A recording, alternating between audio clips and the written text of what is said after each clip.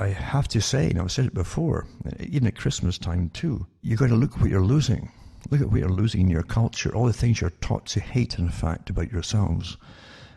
Because you are being taught to hate yourselves if you come from what's called the first world countries, even though you were not privileged, as they call it, privileged, or especially white privilege in Britain, for instance. The Britain that I knew was not a great country at all, as far as having all these privileges. You didn't even have enough food at the time too. Don't forget that Britain was in rationing all the way up into the 1950s, and even then beyond it, because folk couldn't afford to eat. That's how privileged the country was for the ordinary working people. But we're not supposed to talk about that anymore, you see. Everybody else suffered, but we never did, of course. Utter tripe and rubbish, as we're forced into a world system where we're getting mushed together, basically, and told to love it, this new system, by our mentors, or our new mentors, you might say, who are really your new police, in a sense. Because there's never been a society even dreamed in science fiction so totalitarian in its scientific surveillance and manipulation, not just surveilling, but manipulation of the mind as we're in today. And it's nothing to where it's supposed to go. And so looking back even at the 20th century, look at what you did have. Look at the music that the people had reached in the 19th century. Look at the height of music it had reached. It had reached the heights as well of architecture and so on, but definitely with music as well, and classical music and so on, which is a science in itself, and it was taught so well.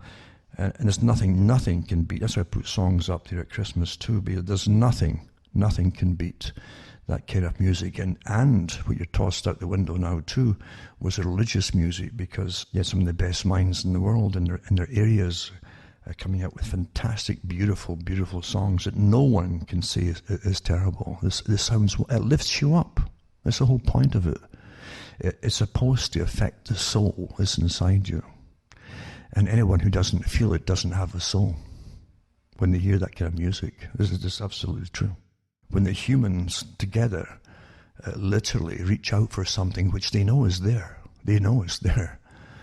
That's got, I can't say magic, I suppose, but it does have that kind of feeling all to itself. It's very unique, and it mustn't be tossed out the window, because that's the very thing, folks, that totalitarians hate. It's the big idea, you see. Big ideas is what they use against you, but they also see that big ideas are what they fear the most, and that's why they had to destroy the vestiges of religion by every means possible, fair and foul, you see. So they can bring in their own scientific formula where you just simply obey your commissars. And that's what's here today. It's really, and it's ruthless. It's got all the trappings of the Soviet or the Bolshevik Soviet era. And it will get worse and worse as time goes on. I listened to a little audio by someone in Ireland talking about that very thing, and how he was mentioning how people that he knew in the newspaper industry had calls from policemen calling them.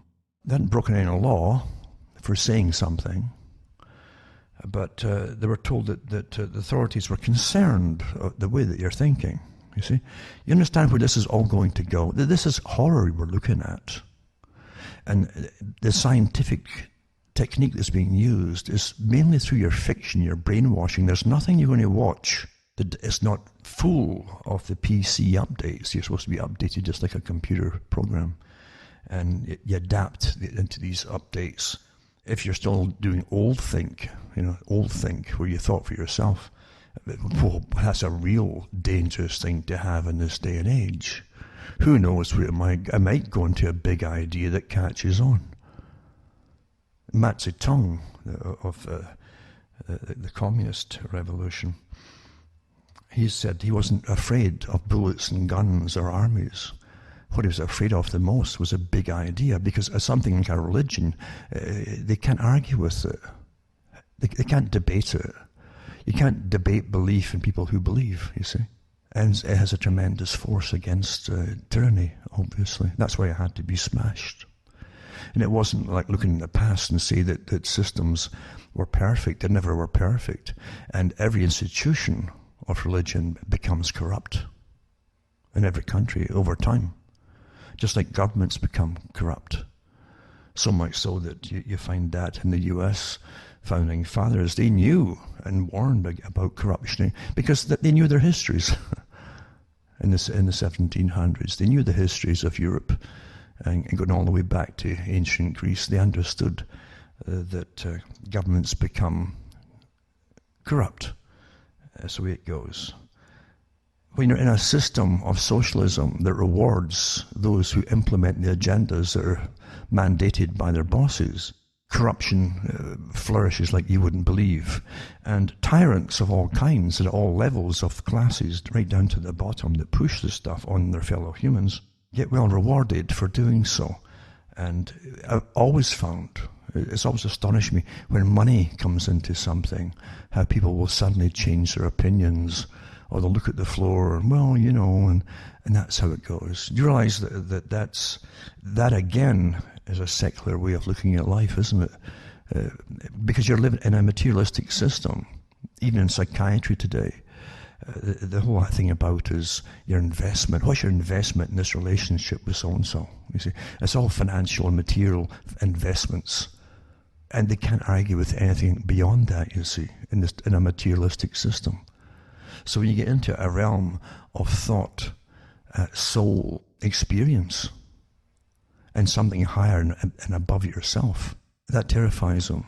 In fact, they'll come against you with utter fury and hatred, as though they're demonically possessed. And maybe there's a bit of truth in that too, eh? Because when you look, I keep looking at the old system of the Bolshevik Revolution and the secret police that were formed, that weren't so secret actually initially, and the NKVD and the Chekas, of course.